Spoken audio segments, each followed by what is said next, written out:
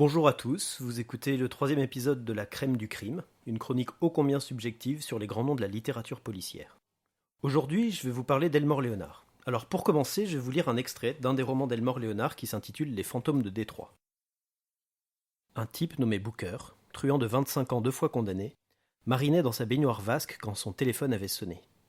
Il avait crié à son garde du corps, le baveux, de décrocher, mais garde du corps, chauffeur et majordome étaient apparemment partis en balade. « Hé, la bavouille! Bon Dieu, y a pas quelqu'un qui va répondre ?» La sonnerie retentit une quinzaine de fois avant que Booker sorte de l'eau, enfile son peignoir en satin vert assorti à l'émeraude piqué dans le lobe de son oreille gauche et décroche. « Qui c'est ?»« T'es assis ?» demanda une voix de femme. Le téléphone se trouvait sur une table, près d'un fauteuil en cuir vert. Booker adorait le vert. « C'est toi, ma biche ?» dit-il, croyant reconnaître la voix de sa nana, Moselle. « T'es assis ? Faut que tu sois assis pour ce que je vais t'annoncer. »« Chérie, t'as l'air tout drôle, qu'est-ce qui se passe ?» Il se laissa tomber dans le fauteuil, remua les fesses pour s'installer confortablement. « T'es assis ?» répéta la voix féminine. « Ça y est, bordel, maintenant t'accouches ?»« Je suis chargé de te dire que quand tu te lèveras, trésor, ce qui te restera de Darjo traversera le plafond. » Lorsque Chris arriva, un policier en uniforme le fit entrer dans la maison devant laquelle plusieurs voitures du 13e commissariat étaient garées. L'agent informa Mankowski que Booker avait appelé le 911. Prévenu par radio, le flic s'était pointé sur les lieux et, voyant de quoi il s'agissait, avait alerté les gars des stupes. Ceux-ci avaient bondi sur l'occasion d'entrer avec leur chien dans la maison grande ouverte du type. Le flic des stupes conduisit Chris vers l'arrière de la maison en disant « Attends de voir ce que ce dingue a fait à la bibliothèque, putain on dirait une tente. » En effet, de la toile de parachute rayée vert et blanc était drapée du centre du plafond aux 4 murs.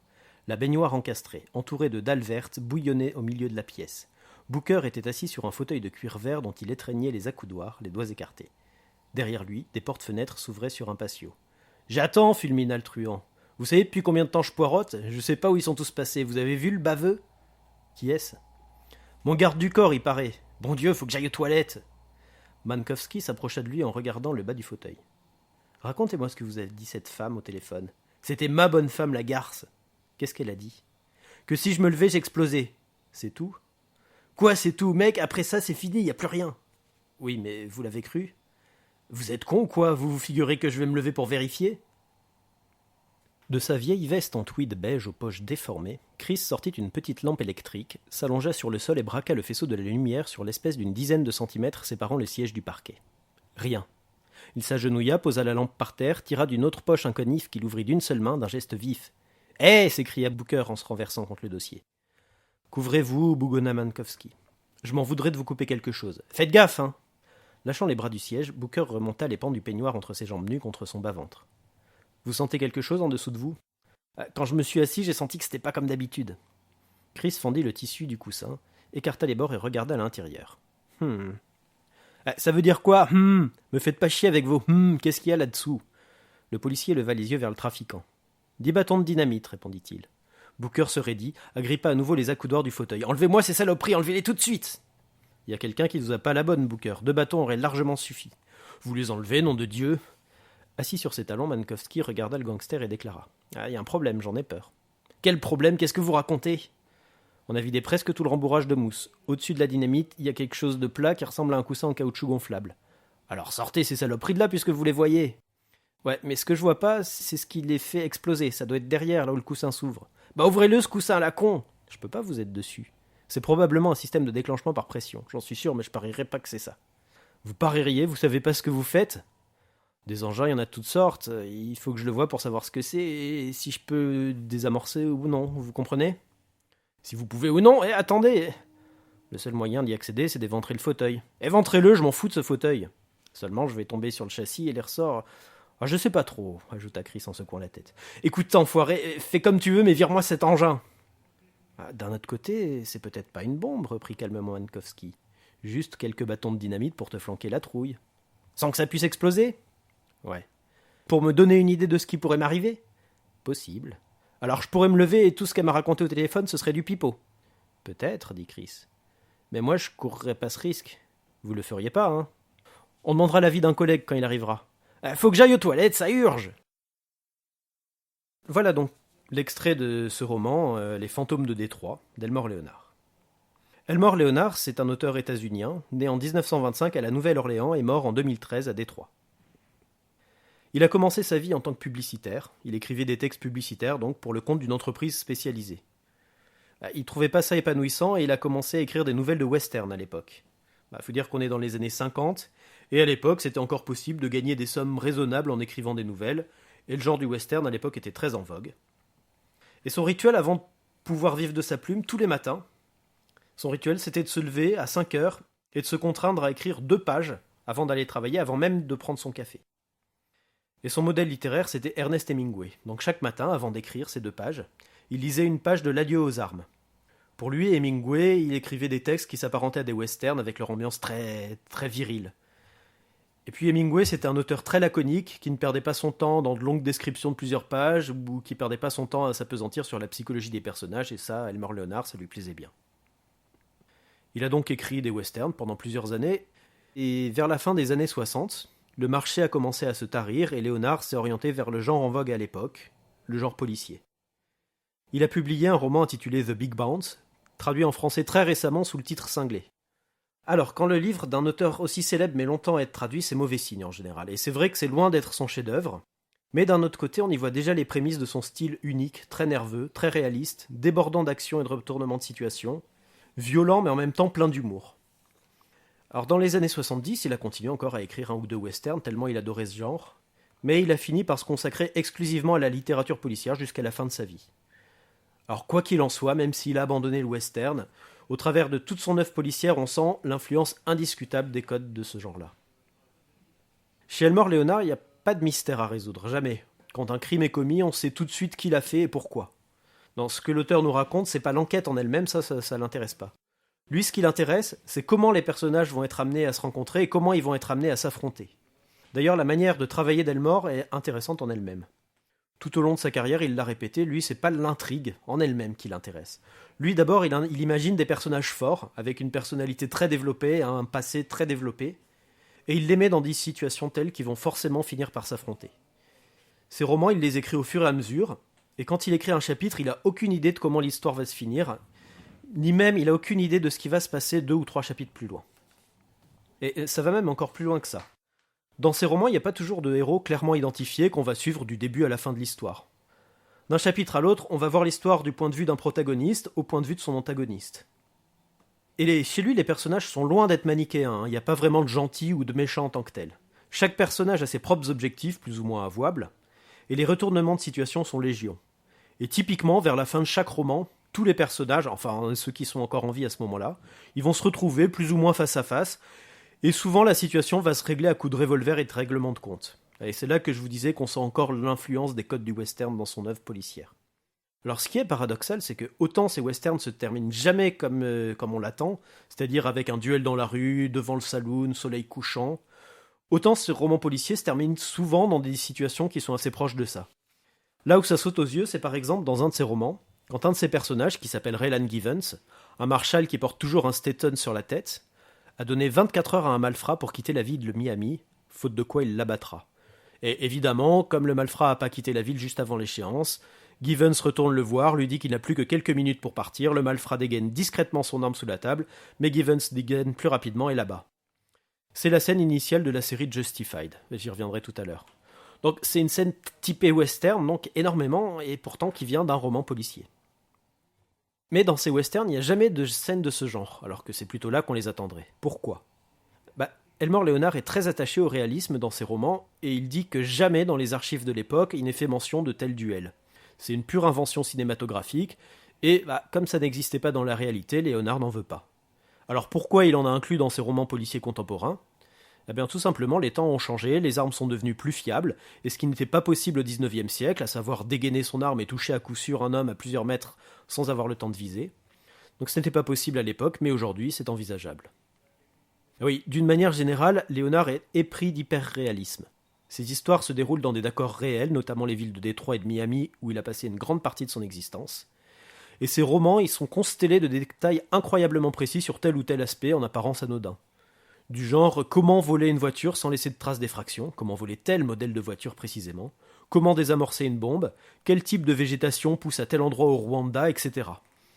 Des choses donc très précises et très détaillées. Il faut dire que l'auteur a embauché un documentaliste, Greg Sutter, avec lequel il a travaillé pendant une grande partie de sa carrière et qui lui a fourni au fil des années une mine d'informations sur tel ou tel quartier, telle ou telle région, tel ou tel métier, telle ou telle technique, jusqu'à la façon de parler des personnes qui vivent à tel ou tel endroit. Oui, parce que plus encore qu'autre chose, l'une des marques de fabrique d'Elmore Leonard, ce qui le distingue des autres auteurs, c'est la façon dont il aborde les dialogues. Ce qui donne corps aux personnages dans ses romans, c'est la façon dont il parle. En adepte d'Hemingway, je le disais tout à l'heure, Leonard fait très peu de descriptions, il aborde très peu la psychologie de ses personnages. C'est vraiment par la façon dont ils parlent qu'on apprend qui ils sont, comment ils pensent, et c'est comme ça qu'ils acquièrent de l'épaisseur. À tel point que l'auteur dit que, une fois qu'il a trouvé des personnages intéressants, il les met dans une situation, les fait parler, et c'est la façon dont les personnages parlent qui va faire avancer l'histoire d'une manière ou d'une autre. D'ailleurs, si, après quelques chapitres, voire quelques pages, le personnage n'arrive pas à parler de façon intéressante, il est purement et simplement éliminé par l'auteur au profit d'un personnage plus intéressant.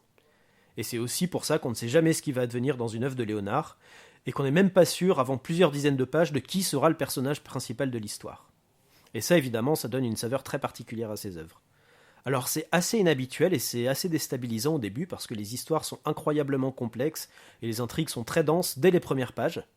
Mais une fois qu'on s'y est fait, j'avoue que c'est difficile de ne pas trouver que les autres romans, en tout cas beaucoup d'autres romans, manquent de profondeur et sont pleins de longueur, et surtout c'est difficile de ne pas trouver que les personnages dans les autres romans sont devenus incroyablement plats. Ouais, les personnages, c'est le cœur d'une œuvre d'Elmore Leonard, comme je le disais. Tous les personnages évidemment sont très différents, mais on retrouve quand même quelques schémas récurrents. Déjà, ces personnages positifs, entre guillemets, parce que rien n'est jamais manichéen chez lui, sont en général des individus extrêmement cool. L'archétype du héros léonardien, c'est par exemple Raylan Givens, dont je parlais un peu plus tôt, qui est un marshal totalement décontracté, qui s'affole de rien et qui, si nécessaire, règle les problèmes à sa façon.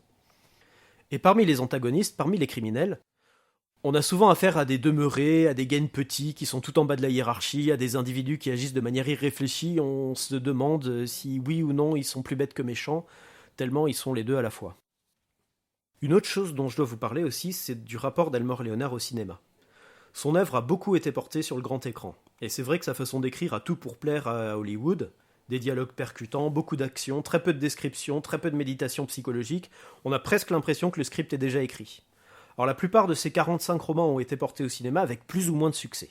Ah, en fait plutôt moins que plus. Ouais, parce que son œuvre est très spécifique, comme je disais, tout repose sur la qualité des dialogues et la richesse des personnages, et le ton est très particulier, on n'est pas dans la comédie, l'histoire reste sombre et violente, mais on n'est pas non plus dans la tragédie. Et c'est pas toujours facile de trouver le juste milieu. Et les réalisateurs ont souvent manqué de jugeote et ont plus ou moins consciemment saboté l'œuvre de l'auteur en voulant enrichir une intrigue qu'ils trouvaient peu adaptée au cinéma, ou en voulant renforcer l'appartenance de tel ou tel personnage au camp du bien ou au camp du mal, etc. Bon, côté cinéma, ça a quand même fini par s'arranger, et pas qu'un peu, dans les années 90. Ouais, pour remettre les choses en perspective, il faut voir que l'auteur avait déjà près de 70 ans et 40 ans de carrière derrière lui, donc il a eu le temps d'attendre. Et alors, ironiquement, là encore, ça a commencé grâce à un fiasco cinématographique. Son roman La Brava, qu'il avait écrit dans les années 80, devait être porté au cinéma avec Dustin Hoffman dans le rôle titre.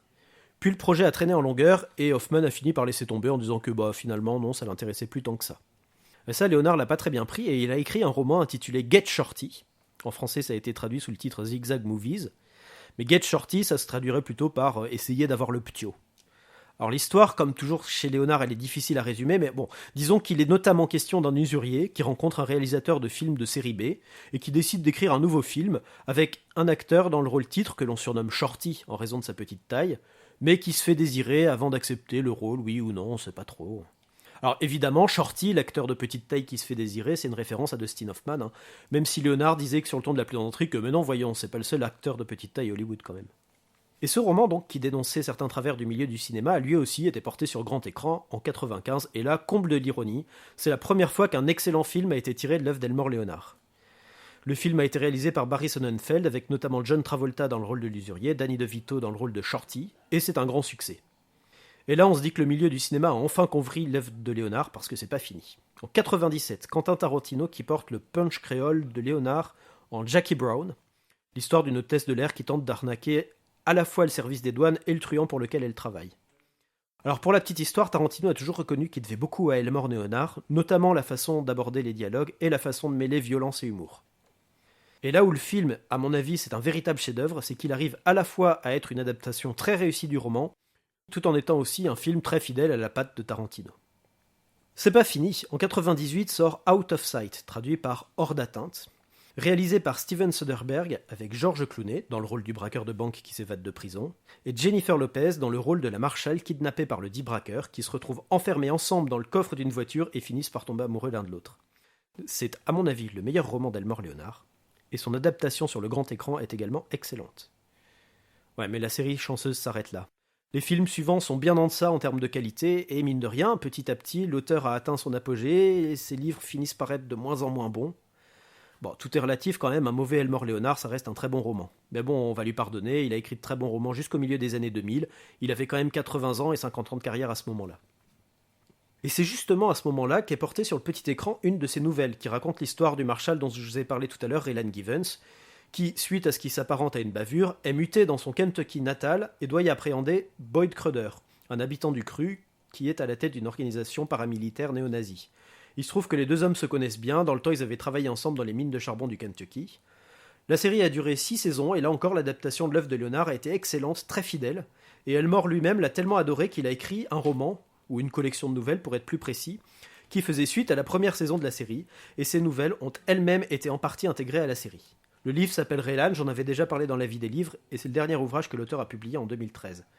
Il est mort quelques mois plus tard, à 87 ans, alors qu'il était en train d'écrire son roman suivant, qui restera donc inachevé. Et il était littéralement en train de l'écrire, puisqu'il a succombé à une crise cardiaque devant sa machine à écrire. Voilà, une bonne quarantaine de romans ont donc été écrits par Elmore Leonard, la plupart ont été traduits en français, même si certains sont depuis longtemps introuvables. Alors, la plupart sont très bons, donc, mais si vous hésitez, je peux vous en recommander quelques-uns que je trouve excellents, au moins pour aborder cet auteur. Alors vous êtes prêts, je vous conseille. Dieu reconnaîtra les siens, c'est une histoire qui commence au Rwanda juste après le génocide. Loin des yeux, cette histoire qui a été portée au cinéma avec Clooney et Lopez dans les rôles titres. Ponche créole, qui est à l'origine de Jackie Brown de Tarantino. Et Les fantômes de Détroit, dont je vous ai lu un passage en début de chronique. Tous ces livres sont disponibles facilement dans la collection Rivage Noir. Les titres plus anciens sont disponibles chez d'autres éditeurs ou d'autres collections, mais ils sont difficiles à trouver. Voilà, c'était la crème du crime, merci d'avoir écouté cette chronique. La prochaine fois, je vous parlerai d'un auteur états-unien, George Pelecanos. D'ici là, bonne lecture et portez-vous bien.